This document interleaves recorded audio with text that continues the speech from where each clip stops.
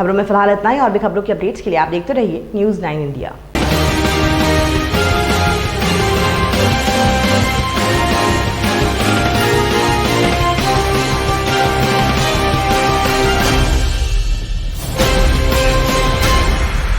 विभिन्न शोध ने माना है कि सही प्रक्रिया से बार बार हाथ धोने से कोरोना संक्रमण को काफी हद तक कम किया जा सकता है, परंतु नल द्वारा पानी की उपलब्धता हर क्षेत्र में न होने के कारण इस कारगर उपाय को अमल में नहीं लाया जा पाता। खासतौर से ग्रामीण ईंट भट्टी और निर्माण कार्यों के क्षेत्र में ऐसे इलाकों के लिए टिप्पी नल एक वरदान स्वरूप बेहद ही उपयुक्त विकल्प है, जो कि सामान्यतः उपलब्ध पदार्थों से बहुत आसानी से बनाया जा सकता है।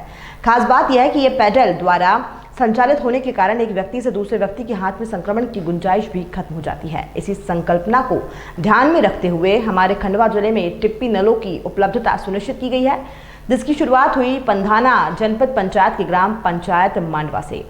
इस अनूठी पहल को आगे बढ़ाते हुए इस लाभकारी उपकरण को अन्य जरूरत की जगहों पर भी जल्द स्थापित किया जाएगा।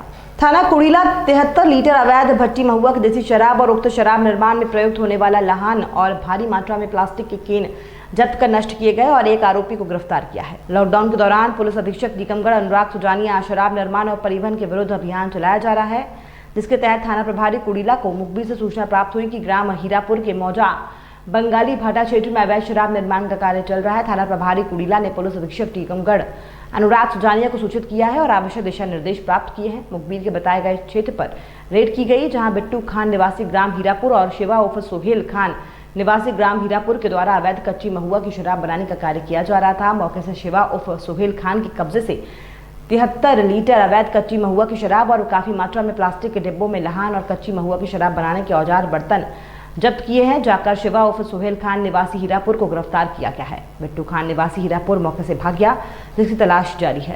प्राप्त हुई थी कि हीरापुर में बंगाली भाटा है, उसमें बिट्टू खान काफ़ी मात्रा में शराब का बना रहा है, कच्ची शराब महुआ देसी की। इस पर से अपने थाना स्टाफ के साथ जाकर उस स्थान पर रेड किए।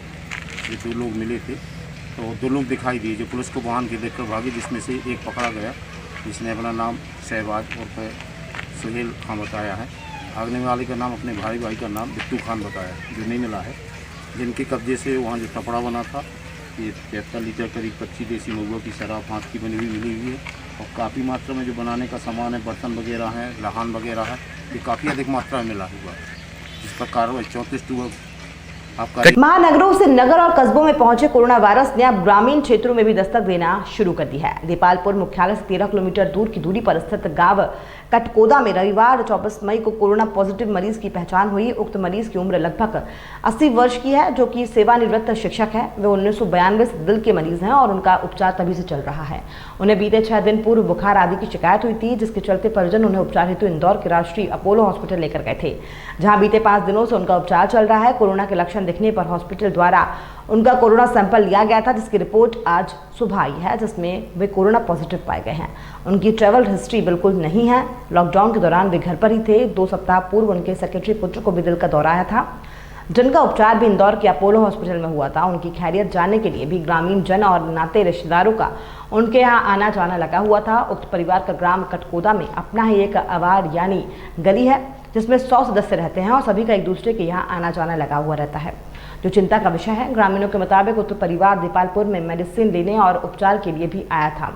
कटकोदा गांव के ग्रामीण दीपालपुर का बाजार ही करते हैं। ऐसे में उक्त परिवार नगर में किसके संपर्क में आया, ये भी देखना होगा। दीपालपुर से स्थानीय प्रशासन द्वारा ग्राम कटकोदा पहुंचकर परिवार और मोहल्ले के लोगों को क्वारंटाइन करने के लिए पहुंचा है। प्रशासन उक्त परिवार में कोरोना कैसे पहुंचा, इसकी हिस्ट्री निकालने में जुटी हुई है। सर, ये जो कोरोना संक्रमण के पॉजिटिव यहाँ पर मिले हैं, इनके बारे में आपको क्या सर क्वारंटाइन किया, कितने दिन के लिए किया? हमको सूचना मिली है कि रणजीत सिंह उम्र 84 वर्ष, इनको कोरोना पॉजिटिव की जानकारी आने के पश्चात प्रशासन, पुलिस एवं स्वास्थ्य विभाग के द्वारा यहाँ आकर क्वारंटाइन और कंटेनमेंट तैयार करने की कार्रवाई की गई है। और ये रणजीत सिंह जी का घर जहाँ पर है, उस पूरी गली को कंटेनमेंट बना दिया गया है। ये आगामी 14-15 दिनों के लिए पैक रहेगा। मध्य प्रदेश में पिछले कई महीनों से ये बात सामने आ रही है कि किसानों की गेहूं की खरीद नहीं हो पा रही है। इस बीच मध्य प्रदेश युवा कांग्रेस के अध्यक्ष और काला पीपल से कांग्रेस विधायक कुणाल चौधरी ने आरोप लगाया है कि मध्य प्रदेश में गेहूं की खरीद नहीं हो रही थी, वहीं अब पता चला है कि सरकार के पास पर्याप्त मात्रा में बारदान नहीं है। कुणाल चौधरी ने कहा है कि किसानों कई दिन लाइनों में लगे रहते हैं, फिर भी केंद्रों पर गेहूं की ढुलाई नहीं हो पा रही है। सीएम शिवराज सिंह चौहान कहते हैं कि किसानों का एक गेहूं का दाना वो खरीदेंगे, मगर ऐसे नहीं। सरकार दावा कर रही है कि किसानों को एसएमएस के द्वारा खबर दी जा रही है कि कब गेहूं की तुलाई के लिए उसे केंद्र पर जाना है, मगर सच्चाई यह है कि प्रतिशत से ज्यादा किसानों के पास एसएमएस नहीं पहुंच रहे हैं, और जिनके पास पहुंच रहे हैं तो वो भी तुलाई नहीं हो रही है। ऊपर से अब प्रदेश में बारदानों की कमी की वजह से सब चौपट हो रहा है। इसमें सरकार के तुगलकी निर्णयों के कारण लगातार किसान प्रताड़ित हो रहा है। एक तरफ स्वयंभू किसानों के मामा बने मुख्यमंत्री लगातार झूठ पे झूठ बोल रहे हैं कि ना तो कोई समस्या है और एक एक दाना किसानों का खरीदेंगे। कृषि मंत्री क्या मालूम किस सत्ता के नशे में चूर हो चुके हैं कि उनको किसान की वेदना नहीं दिख रही है। पूरे प्रदेश में हर सोसाइटियों पे 500 से ज्यादा ट्रैक्टर खड़े हुए हैं, 5 से 10 दिन तुलाई के लिए लग रहे हैं, और सिर्फ किस कारण से कि आप बारदान की उपलब्धता नहीं करा पा रहे हो। पहली बात, सरकार क्या कर रही है? क्या आपको नहीं मालूम कि कितना रकबा है, कितने किसानों का गेहूं खरीदना है? क्या आपने बारदान नहीं खरीदा? कहीं ये तो नहीं कि आपने पीडीएस के गेहूं जो अभी गरीबों को बंटने के लिए आए थे उसमें बारदान का उपयोग करके, किसानों के बारदान का दुरुपयोग करके मध्य प्रदेश में नया घोटाला शुरू कर दिया है।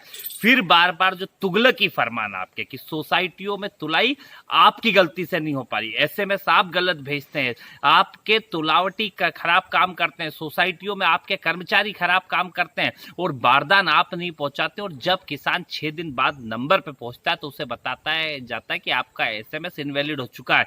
क्यों ना आपके ऊपर केस हो कि आपने एसएमएस करके बुलाया, उस दिन किसान की ट्रॉली नहीं तुल रही है। लगातार किसान को प्रताड़ित करने के लिए सत्ता और अधिकारियों ने मिलकर एक बड़ा गठजोड़ बनाया है, जिसके माध्यम से किसानों को लूटा जा रहा है और एक नया घोटाला इस मध्य प्रदेश के अंदर किसानों के नाम पे करा जा रहा है। और बारदान की इतनी कमी आना मतलब कहीं ना कहीं सरकार की सोच और नीयत के ऊपर सवाल खड़ा करता है। मेरा आपसे अनुरोध है मुख्यमंत्री जी, झूठ बोलना बंद करें, सोसाइटी पे आके देखने का काम करें, सोसाइटी पे समझने का काम करें कि किस प्रकार से लगातार प्रताड़ित किसान 10-10 दिन से पड़ा है और किसान को आत्महत्या की ओर अग्रसर आप वापस कर रहे हैं। जैसे 2018 में आपने लाइन लगाई थी, फिर लाइन लगवाने पे आप लगे हुए। मेरा आपसे पुनः आग्रह है कि इस प्रकार की चीजें बर्दाश्त से बाहर है, अब किसान सड़क पे आएगा। गुना नगर के एक पत्रकार पर एक शासकीय कैंपस में हमला किए जाने का मामला प्रकाश में आया है। घटना कल रात्रि की बताई जाती है। आश्चर्य तो इस बात का है कि तत्काल पुलिस को सूचना दी जाने पर भी पुलिस ने अब तक घटना की रिपोर्ट भी दर्ज नहीं की है। बताया गया है कि एक चैनल के पत्रकार को इस आशय की खबर मिली थी कि पीएचई के स्टेशन रोड स्थित पंप हाउस पर चिल्ला-चोट हो रही है और अवैध गतिविधियां हो रही हैं। जब वो पत्रकार मौके पर पहुंचा तो वहां पर 8-10 लोग एकत्रित थे, मदिरापान हो रहा था, जिसका कवरेज वो करने लगा तो उन लोगों ने उस पर हमला बोल दिया। मुश्किल भाग पत्रकार ने अपनी जान बचाई, उसका दुपहिया वाहन घटनास्थल पर ही रह गया। यह भी बताया गया है कि जब पत्रकार ने अपनी आप बीती रास्ते में मिले सिटी कोतवाली नगर निरीक्षक को बताई तो उन्होंने तत्काल कार्रवाई किए जाना उचित नहीं समझा। एक उप निरीक्षक को भेजकर पत्रकार को दोपहिया वाहन अवश्य दिला दिया, जिन्होंने सुबह घटना पर कार्रवाई करने की बात कही है। जब इस घटना की जानकारी अन्य मीडिया कर्मियों को लगी तो उनके द्वारा आज एक ज्ञापन सहित पत्रकार के साथ घटित घटना की शिकायती आवेदन कोतवाली पुलिस को दिया गया है, जिस पर भी पुलिस ने जांच कर कार्रवाई करने की बात कही है। बताएं सर, क्या हुआ, किस घटना के कारण आज आवेदन दिया गया है? जी मैं आपके लिए बता दूं, कल रात की बात है, 9:30 बजे की। मेरे पास एक पत्रकारिता से जुड़े व्यक्ति का फ़ोन आया कि सरकारी कार्यालय में नवलोक होटल के पीछे पंप हाउस पर कर्मचारी हैं, कोई इंजीनियर वगैरह हैं जो शराब पीकर उत्पाद मचा रहे हैं और सरकारी कार्यालय का उल्लंघन कर रहे हैं और 144 का उल्लंघन कर रहे हैं। तो मैं वहाँ पर कवरेज के लिए गया तो वहाँ पर वीडियोग्राफी करने लगा। तो मेरे से उन्होंने पूछा तो मैंने अपना परिचय भी दिया। मैंने प्रदीप चंदेल हूँ IND न्यूज़ चैनल से।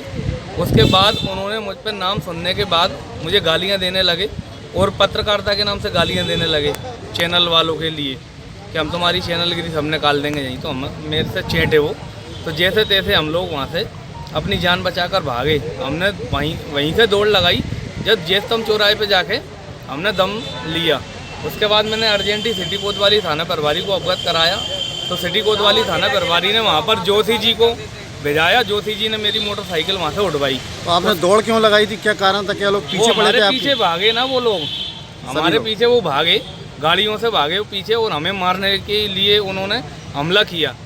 तो इसलिए आवेदन दिया है यहाँ पर, और अब सिटी कोतवाली थाना प्रभारी ने निवेदन किया है। नमस्कार, आप देख रहे हैं न्यूज़ 9 इंडिया और मैं हूं आपके साथ काजल। आइए करते हैं खबरों की शुरुआत।